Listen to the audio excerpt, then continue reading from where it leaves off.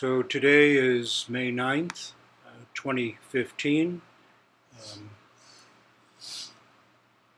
we've moved from winter to summer.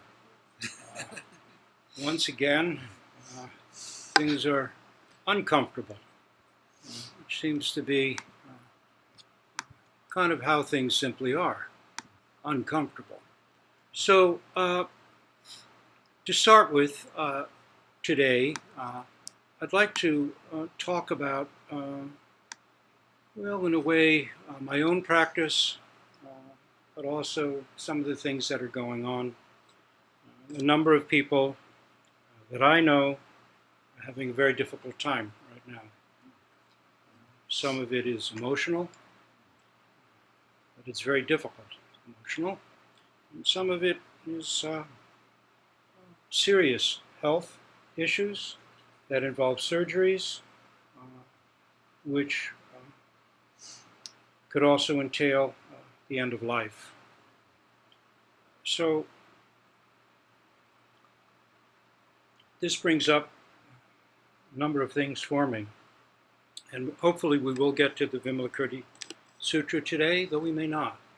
I want to tell you a little about why I started practicing formally again, seriously again, in a committed way, back in 2001. Probably, I don't know how many years before that, maybe early mid-90s, I left the Rochester Zen Center. Roshi Kapila was retiring. I just wasn't satisfied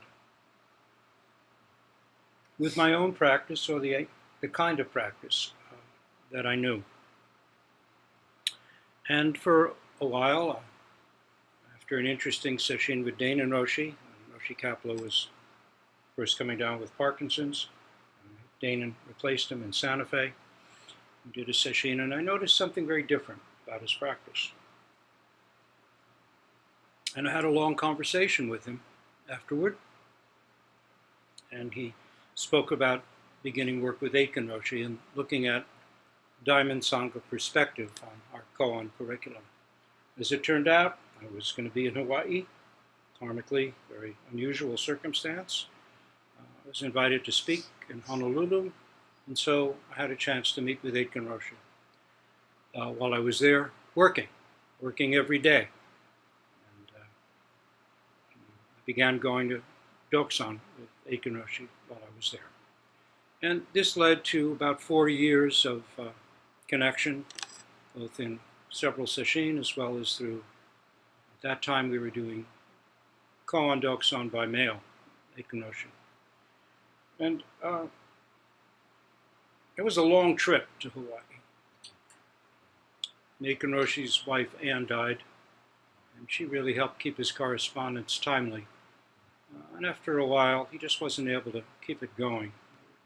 Months would go between our letters, and it was just too hard, even though he had invited me to come there and become his student, though he wasn't taking students anymore, so I was very moved by that. But I have to move to Hawaii, and that just didn't make any sense with the family and trying to earn a living and doing what I did. Plus, Aiken Roshi might have been retiring soon, and didn't seem like a good idea. So I began working with Nelson Foster for a time. Nelson is a great teacher. Aiken Roshi's heir up at Ring of Bone, the place that Gary Snyder started. Yesterday or today was Gary's 85th birthday, by the way. You can find all kinds of nice postings about Gary online yesterday and today. But it just didn't feel, that too was a long trip. You'd have to fly to Sacramento or San Francisco, or Reno, rent a car, drive another 3 hours up into the Sierras. You have to keep the car all week, pay for it as well as sesshin, pay for a flight. Didn't seem. Then I did a couple of sesshin on the East Coast with Nelson as well, short ones, which helped me to discover that in 3 or 4 day sesshin one could accomplish a great deal in lay practice. Because you weren't.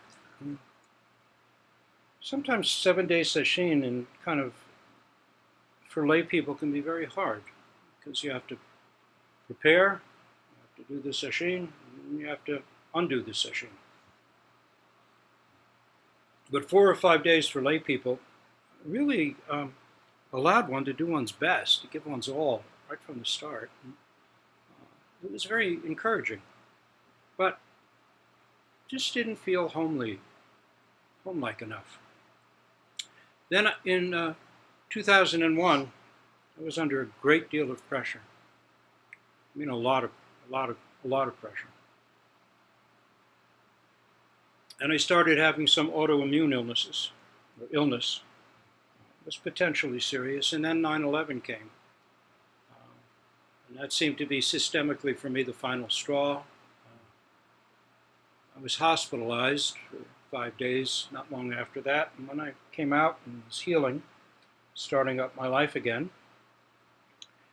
I decided that I really had to practice seriously in a committed way, not checking things out, but just really settling down and doing what I felt would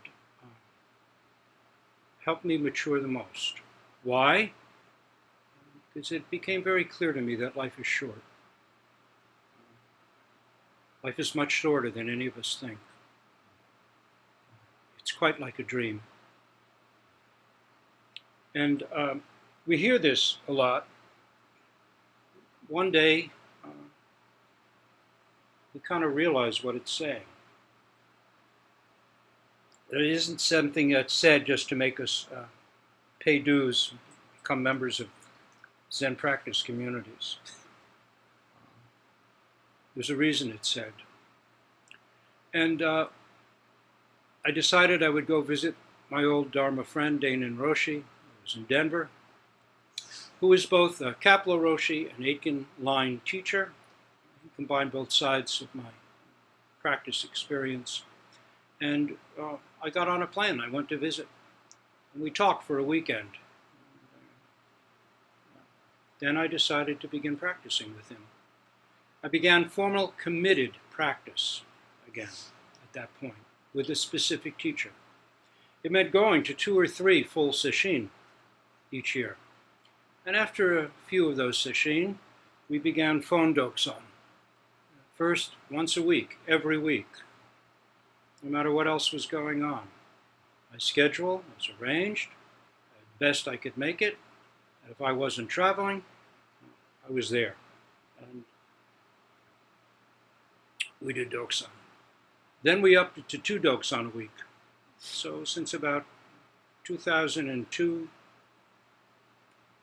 2003, ever since, I've been doing 2 doksan a week, every week, as long as I wasn't traveling and Danon didn't have anything in his schedule that prevented it. And that is just the foundation of an ordinary practice. It was important, I realized, not to stay stuck with anything I had, but to check myself rigorously against the tradition by a sanctioned teacher, a realized teacher, to make sure that what I was clear about was clear, and to get rid of it, what wasn't, including myself. Let it go.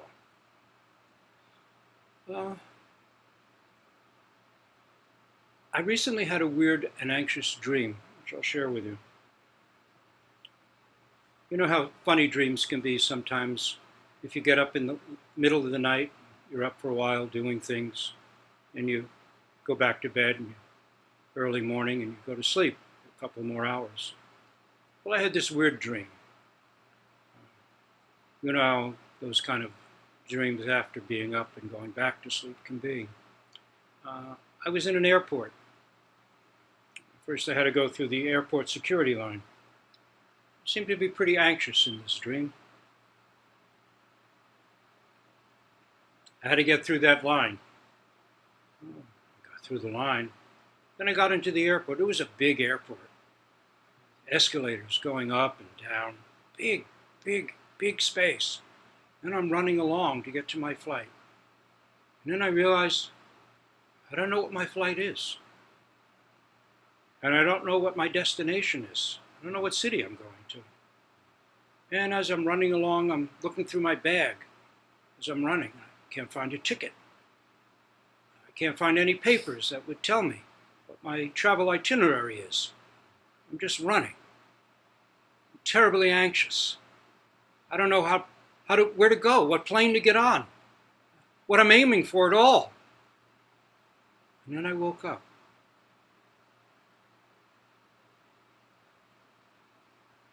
I was in my own bed at home all alone. That was it. That was the whole dream. Nothing was solved, but the experience was very important. Nothing got solved. The solution was to wake up. You wake up, you find yourself in your own home, in your own bed, not running for anything. That was the solution. That was the message. I thought it was a very interesting dream. I thought it was a very interesting experience. I thought it was something worth knowing. So as I've mentioned, two friends, or a number of friends, are going through difficulties, but two friends are going through some very serious things right now, perhaps mortal ones. So this life, this dream of this life, running around, is on my mind. So here's what I'd like to encourage you to think about in your practice. This is especially so for those working on koans, but really applies to everyone in one way or another. I'd recommend that you just come to Doksan at least once a week. You can come more if you want, of course, but once is solid. Please don't worry if things are clear to you or not. Please don't worry if you think you have the point or not. Don't worry if your life isn't perfect. Don't worry, period. Just realize this is practice realization. Sitting, coming to Doksan. Stay steady. Come. Get it checked. Be encouraged. Continue on. Unless, of course, you're quite sick or exhausted or things are really in a horrible turmoil. Otherwise, this is your life, just as it is. And what I'd recommend to make it easier for yourself is, like what I've been doing with Danon for the last, 12 years, 13 years. Just set a time. You can say, I'm coming on Tuesdays, or I'm coming on Wednesdays, or I'm coming on Saturdays, or I'm coming 3 times every week. You don't have to notify me specially, or you could just say, if you want to do it by email each week, here's when I'm coming. Or if that doesn't work, then sure, notify me a day ahead. But it doesn't have to be a conversation. Just say, I'm coming Tuesday night. I'm coming. You don't have to ask. This is what I'm here for. You don't have to ask if you can come. You don't have to ask, could you put me on the line, the list for the line. Just say, I'm coming Tuesday, or I'm coming Wednesday, or I'm coming Saturday. Whatever works for you. Just let me know. We'll make it a date. For those doing breath practice, which is a very important practice, please keep it up. And come once every few weeks, or maybe at least once a month, to check in, see how your practice is actually going. So you're not just dreaming away. Your breath. Your breath. Someone asked the Buddha, how long is a life? The Buddha asked his community, how long is the span of a life? And someone said, well, 80 years. He said, no. People give all kinds of answers. And then finally, one disciple said, the length of a breath. Buddha said, yes, the length of a breath. Breath practice is very important. Our life, each breath. No breath, no life. Take it seriously. Commit to it. Make it your own. because we're not a center. It's not going to go on indefinitely. We're just people practicing together. And I'll tell you the truth, I'm in pretty good health these days. Sometimes up, sometimes down, but these days pretty good.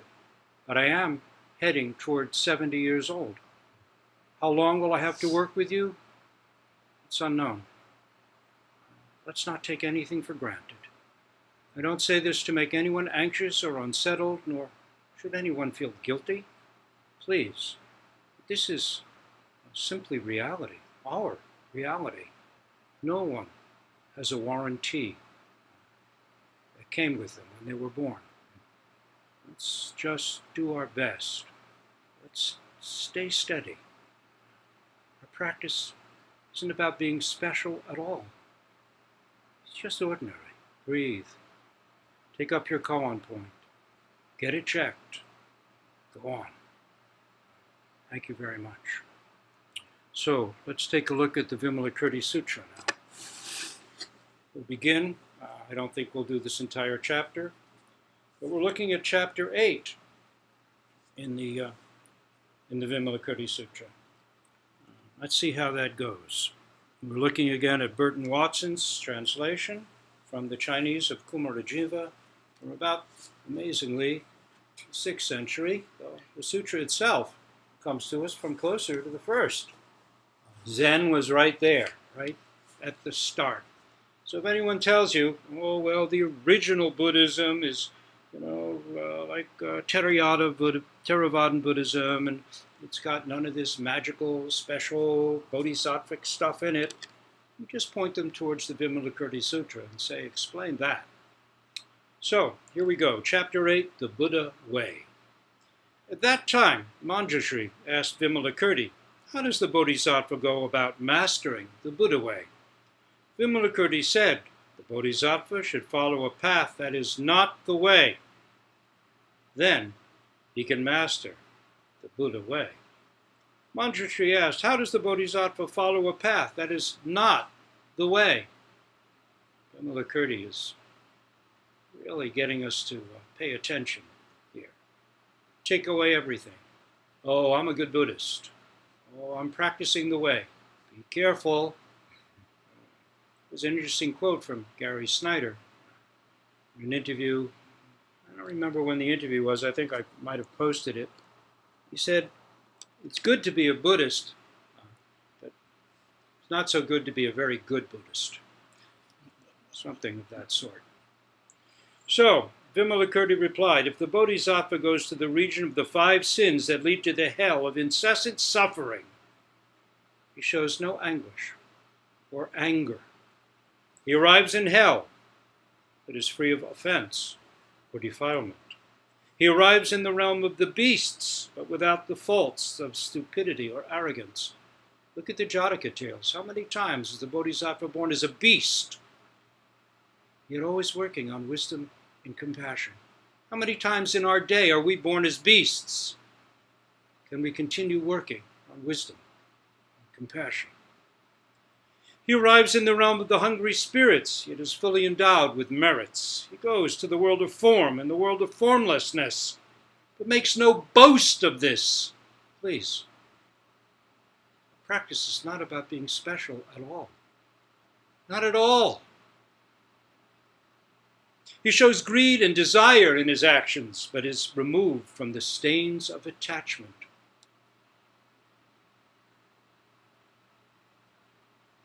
Let that sink in. We're ordinary people. We don't become special. We're not special. If anything can be said, it's progress in our practices to be removed from the stains of attachment. It doesn't mean you're going to have better thoughts than you used to have. You might. I remember Dana Nettasashin, Dana Roshi, telling this cute story, sweet story, of a woman. She was French. She was a Tibetan Buddhist practitioner. She did the 3-year, 3-month, 3-week, 3-day, 3-minute, 3-second, whatever. retreat. And she came out and she said, "But my mind was still naughty."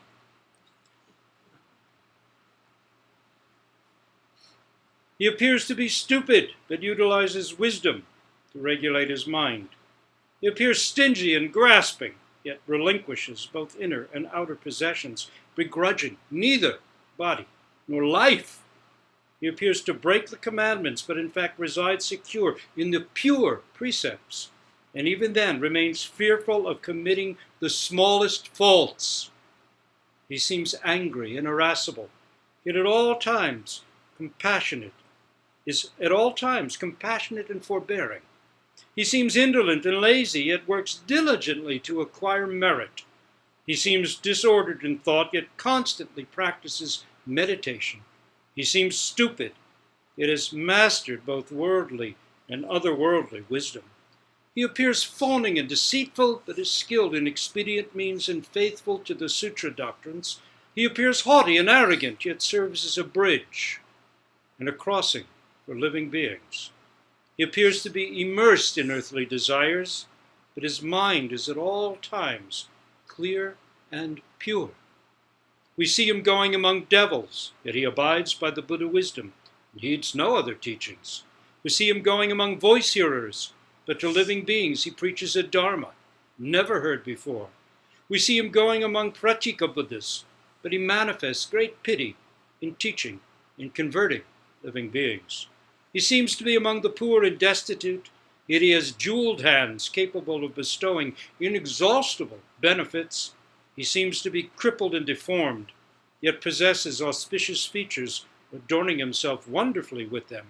He seems to be humble and lowly, yet is born into the seed and lineage of the Buddha, fully endowed with blessings. He seems to be among the puny and emaciated, the ugly and vile, yet acquires the body of a Narayana, an incarnation of Vishnu, incorporated into Buddhism as a guardian deity noted for heroic strength and stature. It acquires the body of a Narayana, a delight for all beings to see. He seems to be old and ailing, yet has forever cut off the roots of illness and transcended the fear of death. He appears to possess wealth, but habitually regards it as transient and in fact covets none of it. He seems to have wives, concubines, and waiting women, yet never sullies himself in the bog of the 5 desires. He seems thick-tongued and clumsy in speech, yet commands great eloquence and retains all he has learned, forgetting nothing. Though appearing to employ unorthodox methods of salvation, he follows the correct teaching in saving living beings. He appears to enter all the different paths of existence, yet cuts himself off from their influence. He appears to have entered nirvana, yet never cuts himself off from the realm of birth and death. In other words, this is inconceivable. It is not this. Don't stick there. It is not that. Don't stick there. It's not limited by any positive or negative thinking whatsoever. Manjushri, by going to places that are the opposite of the way, in this fashion, the Bodhisattva is able to master the Buddha way. He's not sticking. He's not mindful or not mindful. He's not virtuous or not virtuous. He's not present or not present, or not present. Vimalakirti then asked Manjushri, what may act as the seeds of the thus come one? The thus come one is the Tathagata, the Buddha. Comes from nowhere, goes nowhere. It's completely here. It's nothing at all. Manjushri said the body is the seed. Ignorance and partiality are the seeds. Greed, anger, and stupidity are the seeds. What are the seeds of? The seeds of Dharma. The 4 topsy-turvy views are the seeds. The 5 obscurations are the seeds. The 6 sense media are the seeds. The 7 abodes of consciousness are the seeds. The 8 errors are the seeds. The 9 sources of anxiety are the seeds. The 10 evil actions are the seeds. To sum it up, the 62 erroneous views and all the different kinds of earthly desires are all the seeds of the Buddha. The mistakes we make are the seeds. The failures to practice are the seeds. The getting stuck in wonderful things we experience in practice are the seeds. There's nothing. It's not the seeds of Buddha. What do you mean by that? Asked Vimalakirti. Manjushri replied, a person who has perceived the uncreated nature of reality and entered into correct understanding cannot again set his mind on attaining Anuttara, Samyak, Sambodhi. You can't enter a room you never left. The lotus does not grow on the upland plain. The lotus grows in the mud and mire of a damp, low-lying place. In the same way, the Buddha Dharma can never grow in a person who has perceived the uncreated nature of reality and entered into correct understanding. Here I am in correct understanding. It is only when living beings are in the midst of the mire of earthly desires that they turn to the Buddha Dharma. Our life gets clarified if something drastic happens. When I was hospitalized in 2001, I was near death. It clarified things. It helped me to see what was important. If you plant seeds in the sky, they will never grow. Only when you plant them in well-manured soil can they sprout and flourish. To manure the soil, to aerate the soil, is to do zazen and to do it regularly. Not to make it a hobby, but to do it every day. To stay steady, to take care of that garden, which no one else is to care for, your very own. In the same way, the Buddha Dharma will never grow in a person who has perceived the uncreated nature of reality and entered into correct understanding. But one who entertains egotistic views as huge as Mount Sumeru can still set his mind on the attainment of Anuttara, Samyak, Sambodhi. From this you should understand that all the various earthly desires are the seeds of the thus come one.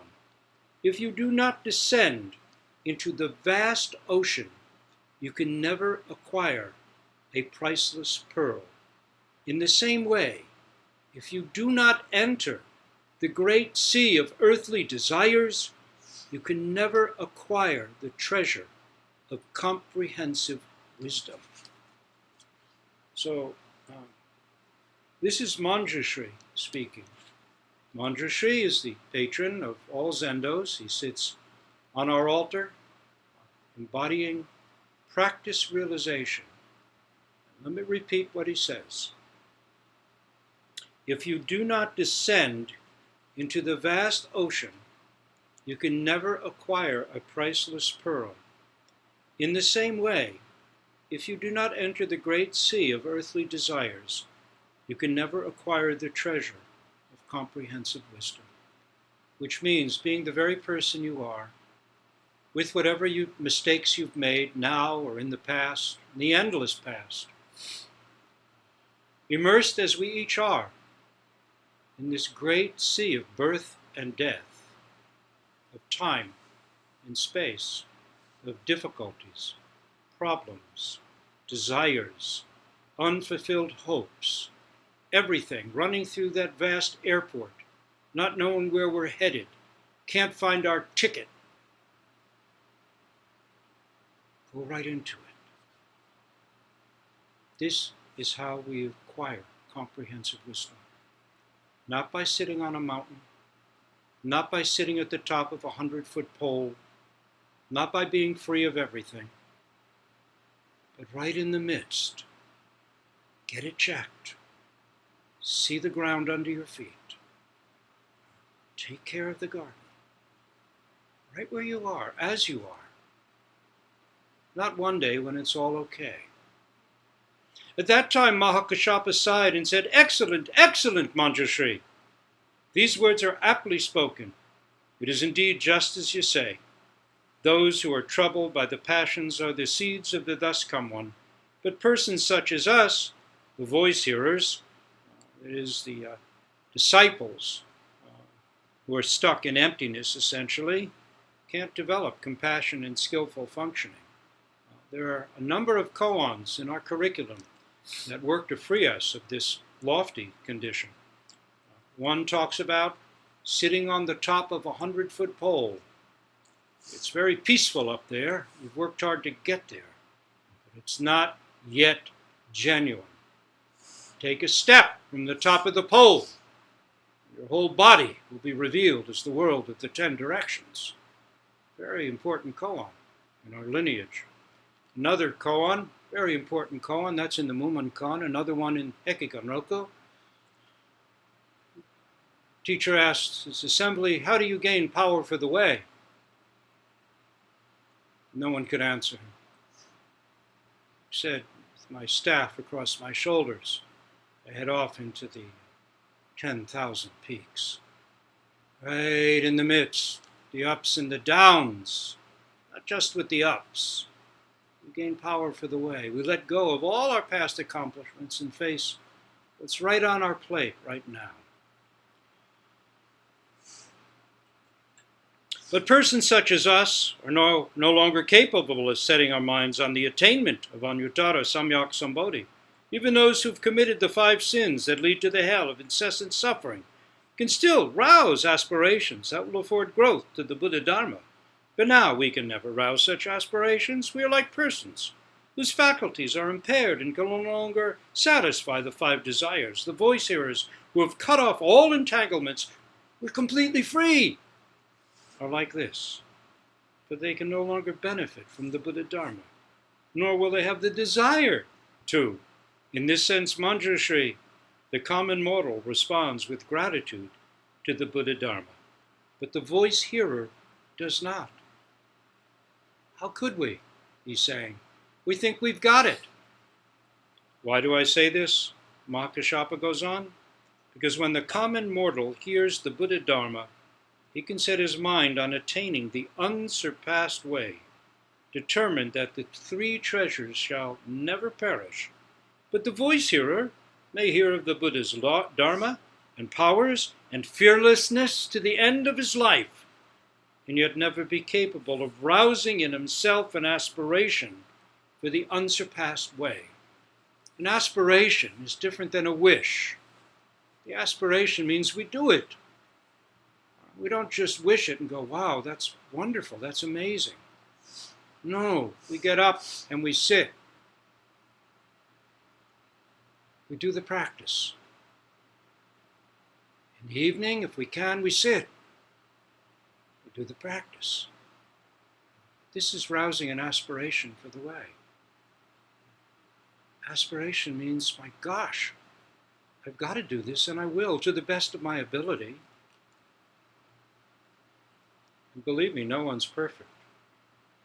At that time, there was in the assembly a bodhisattva named Universally Manifested Physical Body, who asked, "Vimalakirti, layman, your father, your mother, wife and children, relatives, retainers, clerks, people and friends, who are they?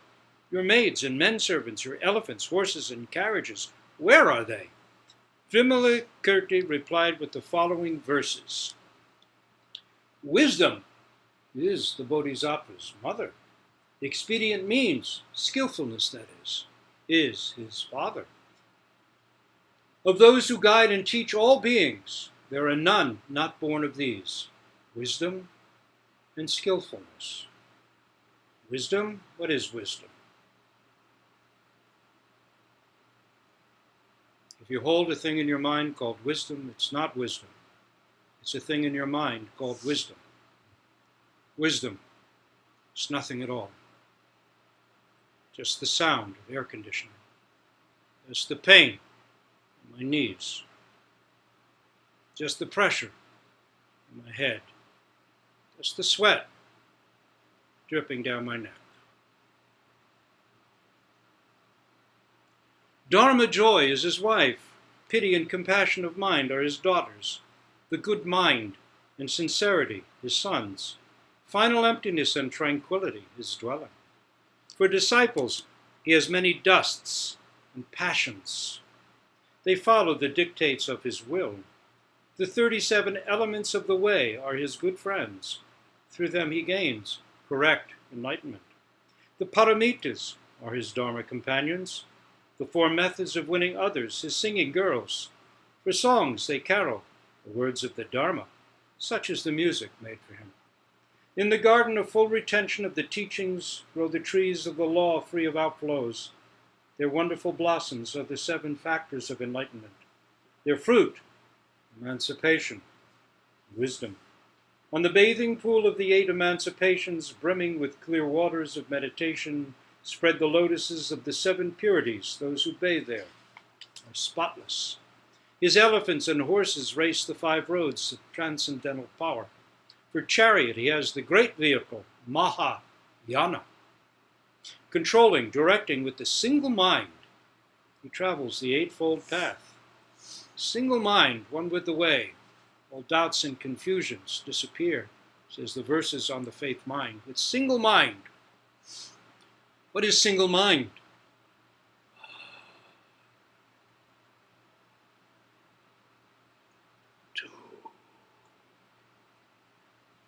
What is single mind?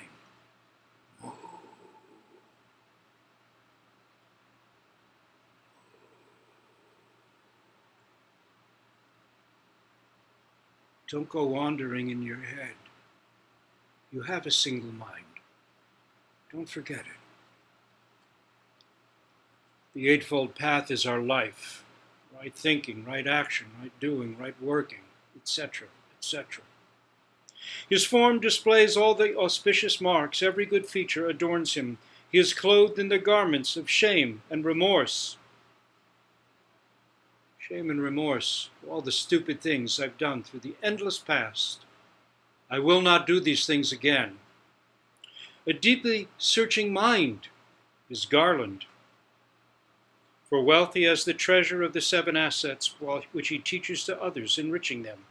He practices as the teachings direct. His great profits he shares with others. His couch is the 4 meditations where the pure way of life is born. He hears much, augmenting his wisdom, sounding the call of self-awakening. The sweet dew of the Dharma is his food, sauced with the flavor of emancipation. He bathes in purification of the mind, anointing himself with the perfume of the precepts. He wipes out the thieves of earthly desire. His valor cannot be outshone. He conquers and subdues the 4 kinds of devils. 4 kinds of devils. I don't know all 4, but I don't want to do this practice is one. I don't want to get up is another. It's late at night. I'm tired. That's another. We know more than 4. We have to work with them all, subdue them all. This is aspiration, not wishing. Do the work. Do the practice. Right where we are, not when we're special. Right as we are.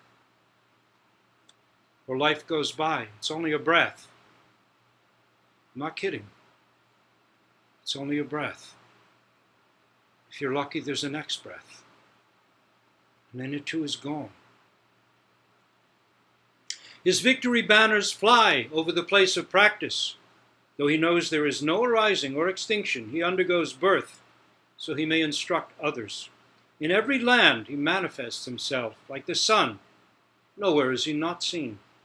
To the countless millions of thus come ones of the 10 directions he gives alms. Yet he never thinks of these Buddhas as in any way separate from himself. Though he knows that the Buddha lands, along with living beings, are empty, yet constantly he works to purify the lands, teaching and converting many beings. The form and voice and behavior of every manner of living being. The Bodhisattva, with his fearless powers, can take on any of these in an instant. He understands all devilish affairs and can imitate the actions of devils. Wise in the skillful use of expedient means, he can manifest all such forms at will, At times he shows himself old, sick, dying, in order to waken living beings, so that they will realize they are like conjured phantoms and gain understanding, free of all obstacles. Sometimes he shows the kalpa ending in flames, heaven and earth consumed with all else, so that people who think of things as permanent will clearly perceive their impermanence. So even our anxiety over nuclear catastrophe, global warming, biological holocaust, this is all part of, unfortunately, the Buddha way. This too we must work with. This too we can't give up in the face of. This too is the ground of practice. This too somehow is our experience of Dharma.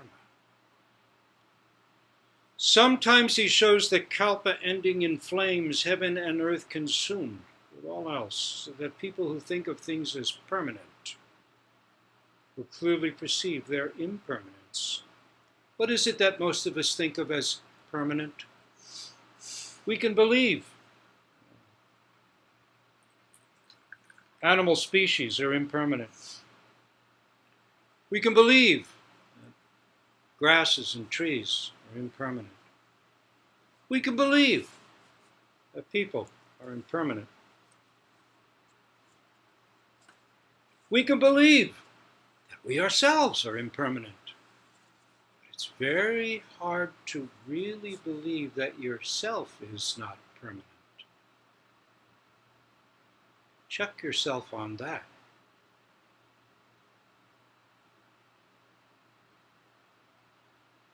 But that too is impermanent. Countless billions of living beings come in company to visit the Bodhisattva, all arriving at his house at the same moment he converts them, directs them to the Buddha way. Secular writings, secret spells and incantations, crafts, skills, the many arts, all of these he shows himself adept in so that he may aid and benefit living beings. Obviously, Bodhisattva practice has nothing to do with cutting off pieces of ourselves. We're not being fully engaged with life. He becomes a monk in all the different creeds of the world, so that thereby he may free others from delusion and save them from falling into erroneous beliefs.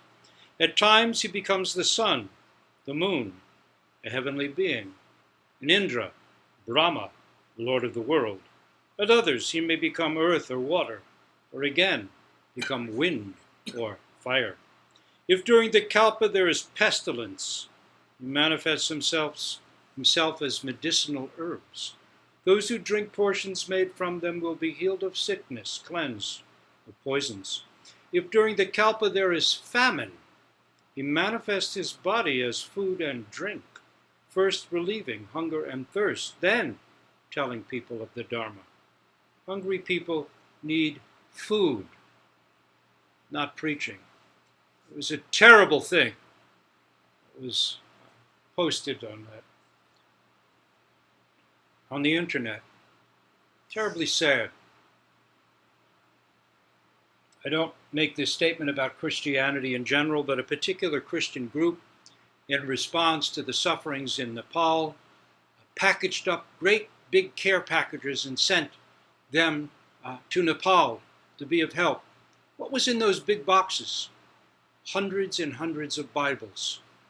Not money, not food, not blankets, not clothing. Bibles. If during the kalpa there is famine, he manifests his body as food and drink, first relieving hunger and thirst, then telling people of the Dharma. If during the kalpa there is a clash of arms, he accordingly rouses a mind of compassion, converting those living beings, causing them to dwell in a land without contention. When great armies confront each other in the field, he causes them to be of equal might, manifesting his bodhisattva power and authority, subduing them and restoring peace. In whatever country hells exist, at once he sets out, journeys there, striving to relieve their sufferings. In whatever country beasts are devouring one another, in all his births he manifests himself there, so he can bring aid to those lands. He shows himself subject to the 5 desires, yet is also seen to practice meditation, causing the devil's minds to be dazed and confounded, so they cannot take advantage of others. To live as a lotus among flames, this may be deemed a rare thing. To exist amid desire, yet practice meditation, this too is rare. Our practice as lay people is in the midst of life's changes and challenges. We practice as who we are. In the introductory koans, there is an important koan that we face. How come, why is it that even the clear-eyed person of deep realization, can't cut off the red thread that runs beneath our feet? The red thread is the thread of desire. It could be desire for power, money, the new iPad, a person, an experience, whatever it is. Why can't we cut it off, that thread of desire? To live as a lotus among flames, this may be deemed a rare thing. To exist amid desire, yet practice meditation, this too is rare. And it's more than practicing meditation. It's to practice realization right in the midst. Everything that our bodies and minds will give rise to. We are human beings. We're not saints. We're not special. When I received ordination from Dainin Roshi in 2009, besides this black robe, I was also given this little weird merit badge. It's on my roxu. It's a lotus in flames. That is our practice. That's my practice. That's what I've taken vows to uphold. To practice right in the midst of things, just as they are. This is an ancient Buddhist insight into the nature of genuine practice realization. Just as we are. Sometimes he shows himself as a woman of pleasure, enticing those prone to lechery. First he catches them with the hook of desire, then leads them into the Buddha way. In my book, The Hungry Tigress, there's a Japanese folk tale called Lovely Fugen. Fugen is the Japanese name for Samantabhadra, Bodhisattva of compassionate action. He sits in our Zendo, right there on that little elephant. In traditional Zendos, there's Manjushri, or there may be Manjushri and Samantabhadra.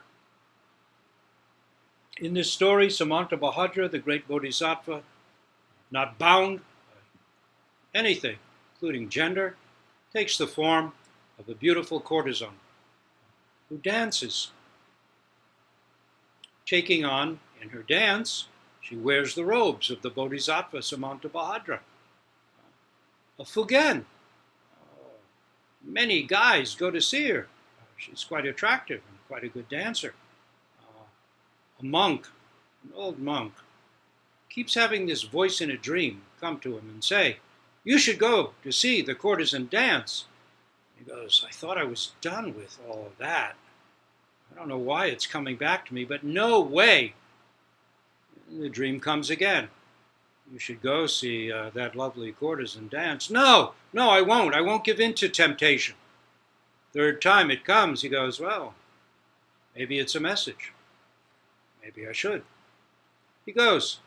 It's a long journey. He walks. He gets there. He's outraged. When she comes onto the dancing platform, hundreds of men are there. She starts dancing. They all become entranced. And then he feels it. It's not just they're entranced. They're entering samadhi. He feels the deepest states of practice overwhelming him. As he watches, he sees the sun, moon, and stars are in that dance, are dancing. He sees his own breath is the drum beating in time. His own heartbeat is beating that same drum in time to the dance. He sees the animals in their dens and burrows, living in response to that dance. He sees the clouds drifting overhead are moving to that dance, the trees bending to that dance. He sees for an instant that the woman dancing on the platform is actually an emanated form of the great Bodhisattva Samantabhadra, seated on a six-tusked elephant. When he comes to himself, everything's gone, the woman is gone, the crowd is gone, the stage is littered with flowers and coins. He starts heading home, and on the way, when he's on an isolated part of the road, the woman appears and says, "Don't tell anyone what you've seen this day. Let the secret of my practice stay with you." And he agrees, but on his deathbed he tells the whole story to a fellow monk. And so we have that tale. I'll end here. Let's pick it up from this point next week. Sometimes he shows himself as a woman of pleasure, enticing those prone to lechery. First he catches them with the hook of desire, then leads them into the Buddha way. We'll stop here, recite our 4 Bodhisattva vows, and pick it up again next week on page 102 of the Vimalakirti Sutra, Chapter 8, the Buddha Way.